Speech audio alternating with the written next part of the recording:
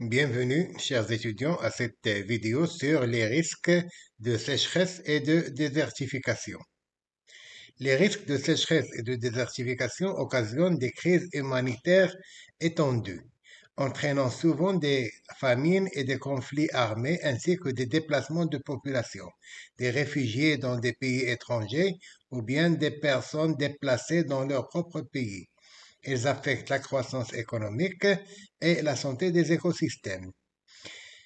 Presque 110 pays sont touchés par ces phénomènes environnementaux.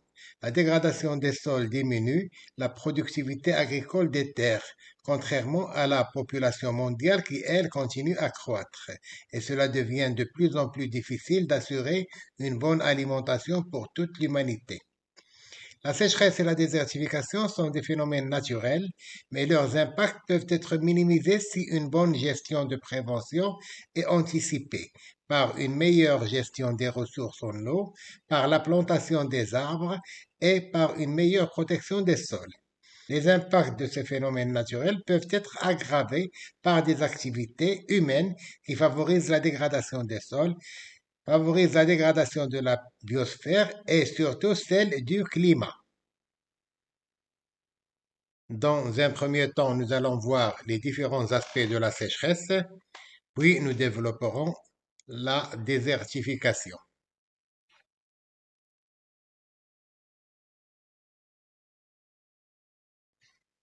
Commençons par définir la sécheresse. La sécheresse correspond à un manque d'eau sur une période assez longue pour qu'elle ait des impacts sur la végétation naturelle et cultivée, sur la faune sauvage et sur les animaux d'élevage.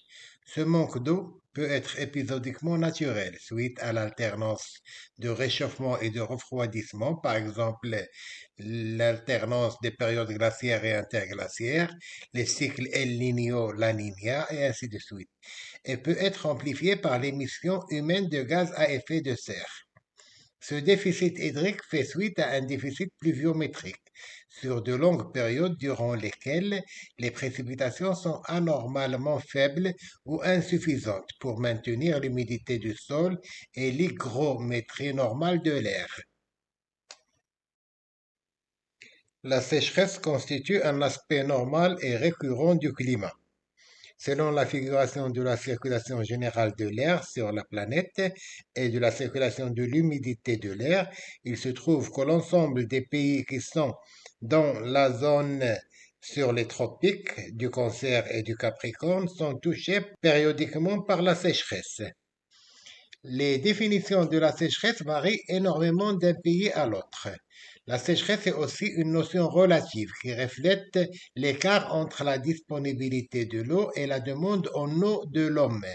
Aux États-Unis, le terme est utilisé quand une zone étendue reçoit 30% ou moins de précipitations en temps normal sur un minimum de 21 jours. Mais il faut dire que les États-Unis, c'est un pays grand où il y a différents climats, donc là aussi, les définitions changent d'un endroit à un autre. En Australie, on parle de sécheresse quand une région reçoit moins de 10% de précipitations par rapport à la moyenne annuelle. En Inde, la sécheresse est déclarée quand les précipitations annuelles sont inférieures de 75% aux normales saisonnières. En France, on commence à parler de sécheresse quand il ne pleut pas sur une période de 15 jours. Dans certains pays en voie de développement, bordure du Sahara, le Sahel, l'Afrique du Sud, l'Asie centrale, la sécheresse est responsable de la destruction des récoltes, partiellement ou totalement, de l'extermination des animaux d'élevage et parfois des animaux sauvages. Elle est responsable de la famine régionale et d'exodes, souvent accompagnés de troubles sociaux, puis de conflits armés, notamment dans les régions avec peu de ressources. Alors, les types de sécheresse. Trois types de sécheresse existent. La sécheresse météorologique ou atmosphérique survient lorsque les précipitations sont en dessous de la moyenne pendant une période prolongée. La sécheresse agricole se produit lorsqu'il n'existe pas assez d'humidité dans le sol pour les cultures. Ce type de sécheresse peut survenir même avec des précipitations normales. Elle dépend de la nature des sols, des pratiques agricoles et du type de plantes cultivées. Par exemple, le riz, le maïs consomment beaucoup d'eau. La sécheresse hydrologique survient lorsque les réserves d'eau disponibles dans la nappe aquifère, dans les lacs, dans les réservoirs sont très en dessous de la moyenne. La sécheresse météorologique. Elle se produit généralement lorsqu'un anticyclone s'installe durablement au-dessus d'une région à cause d'une situation de blocage. Les hautes pressions persistantes empêchent donc toute intrusion d'une perturbation atmosphérique. Les sécheresses météorologiques font plus de victimes et provoquent plus de déplacements de population que les cyclones et les séismes réunis. Ces catastrophes naturelles sont donc très destructrices. La fréquence, l'ampleur et l'intensité des sécheresses devraient s'accroître sous l'effet des changements climatiques. Mais rares sont les pays qui se sont dotés de politiques efficaces de lutte contre ce fléau. La sécheresse agricole est dite agricole lorsque le manque de pluie et la diminution des réserves en eau affectent les cultures, dégradent les récoltes et affectent les animaux d'élevage. Mais souvent, elle peut avoir lieu même si les précipitations sont normales, à cause des techniques agricoles, par exemple la monoculture de très grande surface, à cause des choix des plantes inadaptées, les peupliers, les maïs, le riz, qui sont très consommateurs d'eau et qui demandent plus d'eau que celle fournie par les précipitations. Il peut aussi s'agir de détournement des eaux suite à des interventions humaines pour des activités industrielles, de la dégradation de la matière organique des sols. Le sol, c'est un réservoir d'humidité par son humus. L'humus favorise la rétention d'eau, mais la déforestation, par exemple, entraîne rapidement la perte de cet humus, essentiel à la rétention d'eau. Ces pratiques induisent une augmentation de l'évapotranspiration et de la salinisation des sols et des ressources en eau et causent une désertification anthropique accélérée. La sécheresse hydrologique. La sécheresse hydrologique survient lorsque le niveau des réserves d'eau disponibles dans les nappes aquifères, les lacs et les réservoirs descend sous la moyenne. Elle peut aussi survenir même avec des précipitations normales au-dessus de la moyenne lorsque l'eau est détournée pour une autre zone géographique qui a été surexploitée, une consommation élevée d'eau dépassant les capacités de la nappe ou des réservoirs à se renouveler, le surpompage provoque une baisse du niveau de la nappe phréatique. Les conditions d'alimentation des nappes, par exemple la perméabilité du sol, ne sont plus réunies. La sécheresse au Maroc. La sécheresse s'est imposée avec force ces dernières décennies en tant qu'élément structurel du climat au Maroc. Au cours du siècle dernier, le Maroc a connu plusieurs périodes de sécheresse, plus ou moins longues, qui s'étalaient sur 2 à 5 ans. Les plus désastreuses étaient celles sous l'occupation française, quand il y a eu des famines. L'année 1974 est bien ancrée dans la mémoire des populations de la région de Tafilej, où plus de 780 000 palmiers dattiers ont été perdus par la sécheresse, ce qui a provoqué une migration massive des populations vers le nord du pays. En parallèle à cette période de sécheresse, il y a eu des périodes pluvieuses où les précipitations étaient supérieures à la moyenne et ont provoqué beaucoup d'inondations. L'agriculture est un secteur clé de l'économie marocaine, mais près de 65% de cette agriculture est céréalière pluviale, soumise aux aléas climatiques. La sécheresse peut donc avoir des conséquences très négatives sur le bilan économique du pays. La sécheresse est le principal risque qui touche la capacité productive annuelle de l'agriculture au Maroc. À côté des autres risques, la sécheresse occupe la première place avec 41%. Les ravageurs et les maladies 21%, le chelgué 10%, qui est un vent venant de l'est très sec, qui assèche la végétation. Les hautes températures 8%. Ces quatre risques représentent à eux seuls 80% des contraintes à la productivité agricole marocaine, à côté du stress hydrique, des gels, des inondations, de la grêle et autres. Exemple d'impact de la sécheresse, c'est la production de céréales en année pluvieuse, par exemple 2009, avec des précipitations moyennes de 600 mm par an. La production était de 10,2 millions de tonnes. Alors qu'en année de sécheresse, 1995 par exemple, où il n'a plu que 217 millimètres par an en moyenne, la production céréalière était seulement de 1,7 million de tonnes. La sécheresse est un phénomène qui touche les différents secteurs de l'économie nationale. Il entrave le développement agricole et rural et ralentit la croissance économique du pays. Sa gestion nécessite de mettre à la disposition des différents décideurs les informations nécessaires pour le détecter au moment opportun et, par conséquent, déclencher les mesures d'atténuation et les programmes de réponse qui permettent de minimiser ces impacts agricoles, économiques, environnementaux et sociaux. D'où la nécessité d'élaborer et de mettre en place un système efficace d'alerte précoce à la sécheresse. Le ministère de l'Agriculture, en collaboration avec l'Institut agronomique et vétérinaire Hassan II, ont élaboré Mosaic Modeling System for Agricultural Impacts of Climate Change. C'est un ensemble de modèles permettant d'évaluer les impacts des changements climatiques sur l'agriculture sous divers scénarios. Selon l'évolution des données météorologiques intégrées dans ces modèles, le Maroc présente une tendance à l'accentuation de l'aridité. Il y aura de moins en moins de précipitations. On passera vers 2030 à moins 14% de précipitations, de moins 13 à moins 30% vers 2050 et de moins 21 à moins 36% vers 2080.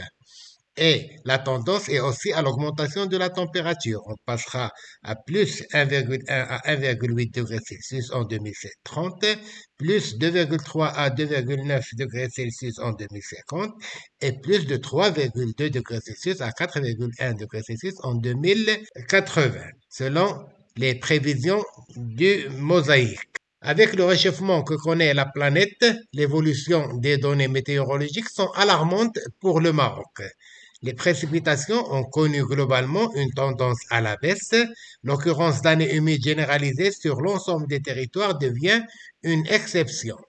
L'exemple est 1962-63, 2008-2009, c'était des années vraiment pluvieuses. Un réchauffement du climat significatif accompagne cette installation de la sécheresse au Maroc, avec une évapotranspiration correspondante qui croît aussi. Il en résulte un déficit hydrique de plus en plus marqué qui fragilise l'équilibre offre-demande, surtout sur les bordures de désert, sud et sud-est du Maroc. L'exemple qu'on va voir plus en détail est la vallée de l'Ouadziz, se trouvant au sud-est du Maroc.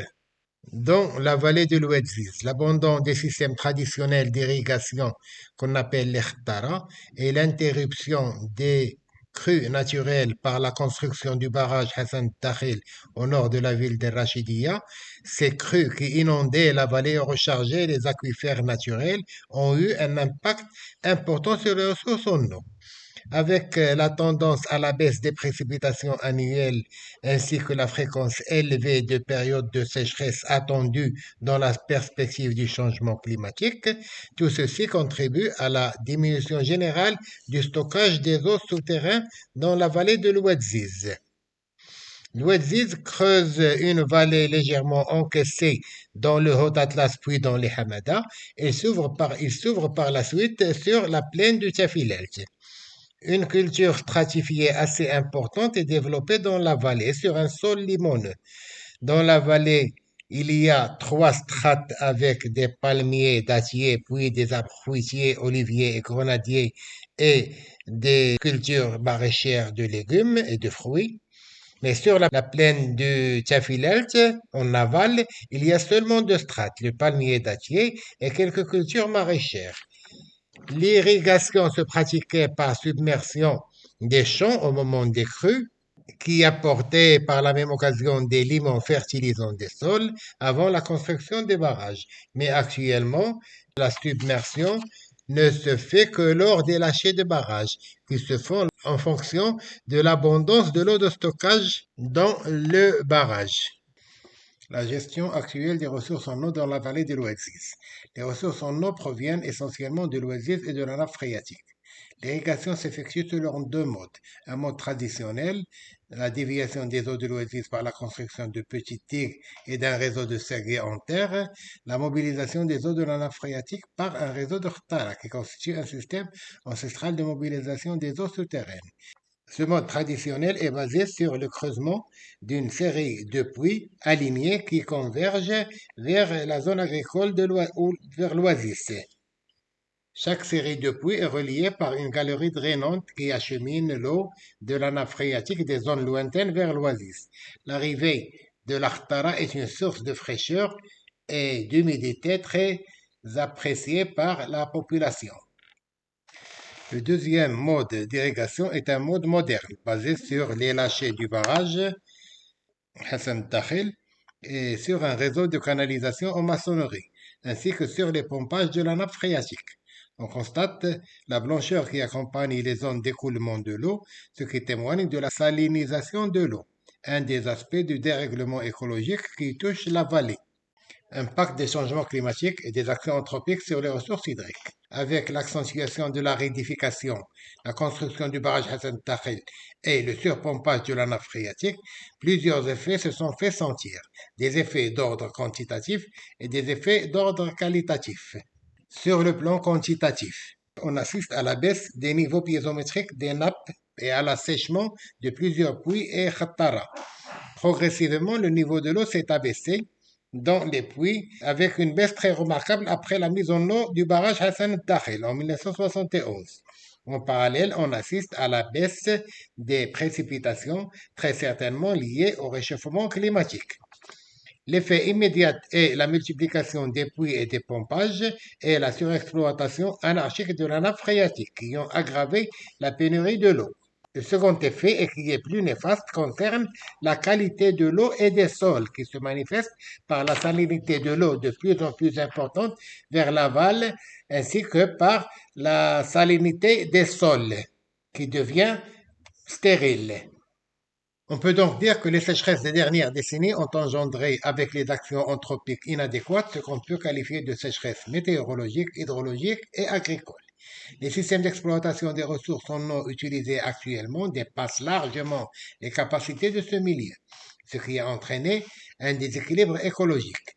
Des tarissements de plusieurs puits et de htara, altération de la qualité de l'eau sous l'effet d'une concentration de plus en plus grande de sel, ainsi que la salinisation des sols qui deviennent de plus en plus stériles. Les effets de sécheresse dans le passé n'ont pas abouti à ce désastre écologique car les moyens de prélèvement de l'eau des nappes souterraines étaient faibles et n'ont pas causé de déséquilibre, comme actuellement.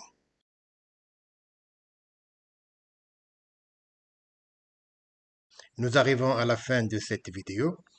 La vidéo prochaine sera consacrée à la désertification. Je vous remercie.